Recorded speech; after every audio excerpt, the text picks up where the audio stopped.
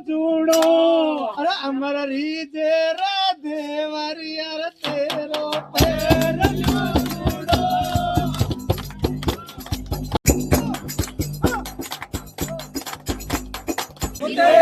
लड़ेंगे लड़ेंगे सबने ठाना है। जन अभियान यात्रा आज हमारे यहाँ बीच में पहुंची हुक्मपुरा बामलास के अंदर। लगातार 56 दिन से हमारा ये आंदोलन जारी है। ये जो यात्रा ये 700 किलोमीटर की यात्रा है, गुजरात से लेकर दिल्ली तक ये यात्रा जारी है।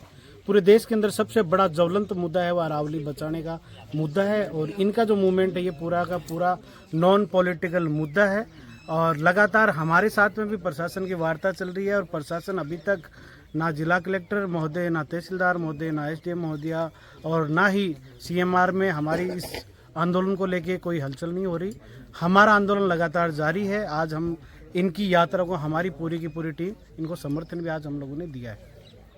24 जनवरी को गुजरात से मेघराज से और अभी हम लोगों ने 23 ज़िले सारे कवर किए हैं और हमारा ये पूरा हम इस इरादे के साथ दिल्ली से निकले थे कि हर ज़िला जहाँ पे अरावली है, बहुत से ज़िले ऐसे हैं जिसको सरकार मानती भी नहीं है कि वो अरावली है, हम हर ज़िले में जाएंगे और लोगों से मिलेंगे, बात करेंगे, तभी तो कहीं काम कर पाओगे। और अगर परमिशन नहीं लेते हो तो कौन काम करने देगा। हम तो ये भी कह रहे हैं कि बिना पब्लिक हियरिंग के खनन शुरू कैसे हो सकता है। बिना पब्लिक हियरिंग के जब तक लोगों की रजामंदी नहीं है, आप कैसे उनके गांव में आके आप खनन कर सकते हो। तो कि हमारी मांगे हैं सरकार से भी, सुप्रीम कोर्ट से भी, कि जो ये यूनिफॉर्म डेफिनेशन है अरावलीज की, इसको पूरी तरीके से इसको रद्द करना चाहिए। ये बिल्कुल अनसाइंटिफिक है, इलॉजिकल है, क्योंकि अरावली जितना ज़मीन के ऊपर है उतना ही ज़मीन के नीचे है।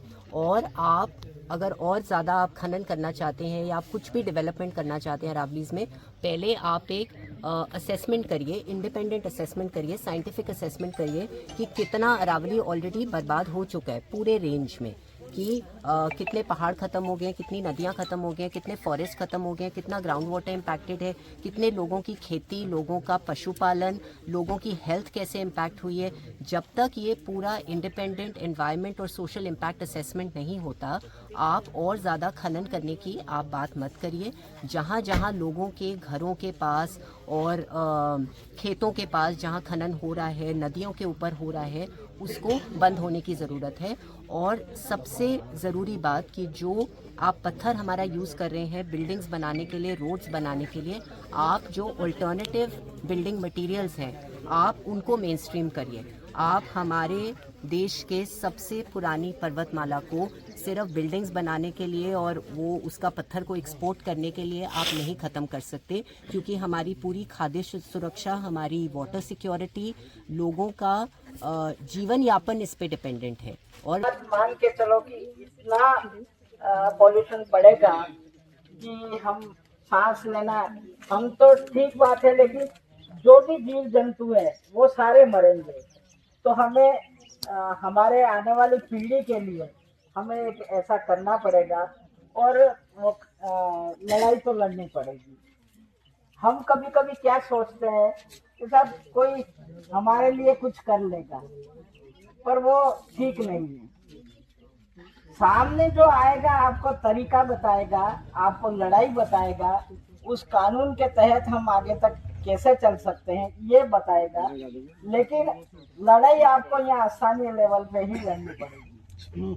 हमारे गांव की हवा मिट्टी पानी में, बंद करो की हवा मिट्टी पानी में, बंद करो।